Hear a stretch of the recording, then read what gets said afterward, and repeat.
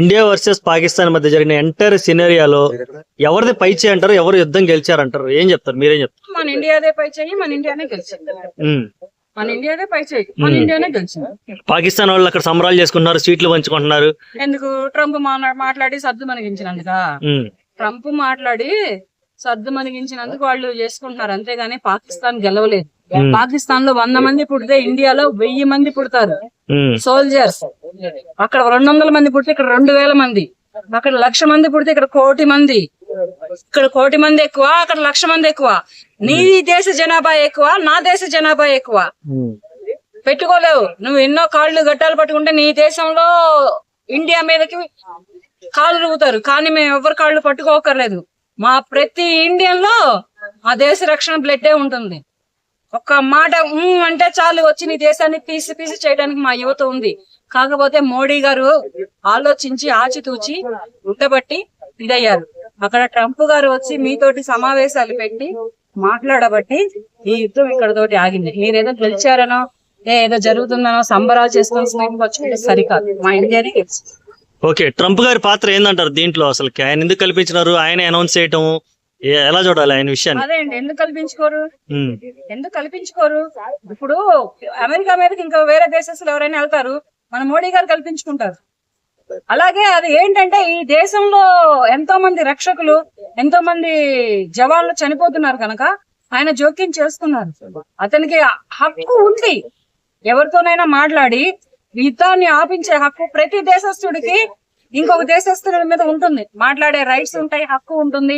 ఇలా కాదు, ఇలా చేద్దాం, ఇక ఆగండి అని చెప్పే హక్కు అమెరికాకి, ఆస్ట్రేలియాకి, ఇంకా ఏ దేశానికైనా కానీ హక్కులు అనేవి ఉంటాయి. దానికి ఇంత ఇష్యూ చేయాల్సిన. ఓకే, పాకిస్తాన్ ముందు వెళ్ళిందా ట్రంప్ దగ్గరికి, ఇండియా వెళ్ళిందంటారా? ఎవరు శరణను కాళ్ళు పట్టుకోవడానికి వెళ్ళారు? అసలు పాకిస్తాన్ వెళ్ళే ఉంటుంది. అది ఇంత ముందుగా చైనాకి వెళ్ళింది, పట్టించుకోలేదు. ఇంకోది రష్యాకు దేనికో పోయింది, అది పట్టించుకోలేదు.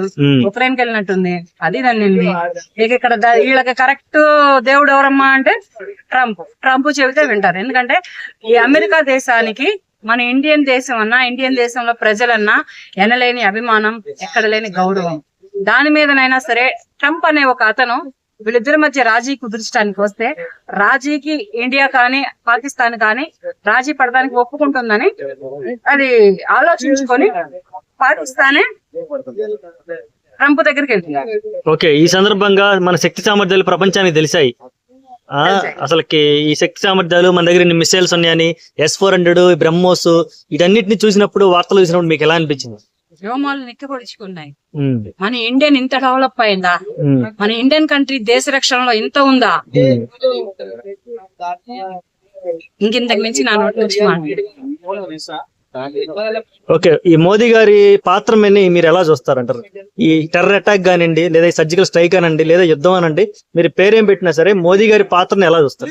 మోదీ గారి పాత్ర చాలా బాగుంది. అతనే కనుక లేకుండా ఉన్నట్లయితే ఈ వేళ రోజున ఈ దేశం ఎప్పుడో ఎక్కడో కొట్టుకుపోయి ఉండేది.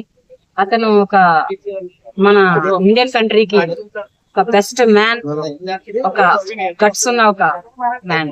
సీజ్ ద ఫైర్ కి యాక్సెప్ట్ చేయడం మన ఇండియన్స్ పెద్దగా నచ్చట్లేదు. దీన్ని ఎలా తీసుకోవాలి? నచ్చట్లేదంటే నచ్చాలి, నచ్చకపోతే కుదరదు. ఏంటంటే తర్వాత ఎదుర్కోవాల్సిన పరిణామాలు ఉంటాయి, సమస్యలు ఉంటాయి, సర్దుబాటులు ఉంటాయి. అన్నిటికీ కూడా కొన్ని విపక్షాలు కూడా కొంచెం విమర్శిస్తున్నారు, వాళ్ళని ఎలా చూడాలి? విమర్శిస్తారులే, విమర్శలు కాకపోతే హర్షదానాలను హర్షవార్తలు వస్తాయా? ఎప్పటికీ విమర్శలే వస్తాయి. ఎందుకంటే ఎదురువాడు పాడైపోతున్నాడు అంటే లేచి చప్పట్లు కొట్టేవాడే కానీ అరే లేచి చర్యల నుంచి పైకి తీసుకొద్దాం అనేవాడు ఎవడు లేడు ఇక్కడ. కాకపోతే ఏంటంటే మన ఇండియాలో అటువంటి స్వార్థం చాలా ఉంది, దాని మీద అవన్నీ వస్తాయి. హర్షదానం అయితే హర్షించడం అయితే రాదు, వ్యతిరేకత వస్తుంది. ఓకే, ఈ సందర్భంగా ముఖ్యంగా మాట్లాడుకోవాల్సింది, ఇక్కడ మన దేశంలో ఉంటూ పాకిస్తాన్ కి సపోర్ట్ చేసే కొంతమంది వీళ్ళ దేశ ద్రోహులు అని కావచ్చా, లేకపోతే స్లీపర్ సెల్సా, ఏ పేరు పెట్టినా ఓకే, ఇలాంటి వాళ్ళకి మీరేం చెప్పాలి? తరిమి కొట్టాలి. ఏరి ఒక్కొక్కప్పుడు ఇప్పుడు పొలంలో కలుపు మొక్కలను ఎలా ఏరుతామో, తులసి వనంలో గంజాయి మొక్కను ఎలా ఏరుతామో అలాగే ఏరి తరిమి కొట్టాలి. వెళ్ళలేదా కాలు చెయ్యి తీసి మన ఇండియన్ కంట్రీలో బతకంటారా నా కొడకలారా అని వాళ్ళని రోడ్ల మీద వదిలేయాలి. ఇంతకు మించి వాళ్ళకి సరైన శిక్షలు ఏవి ఉండవు. Okay madam, okay, thank you.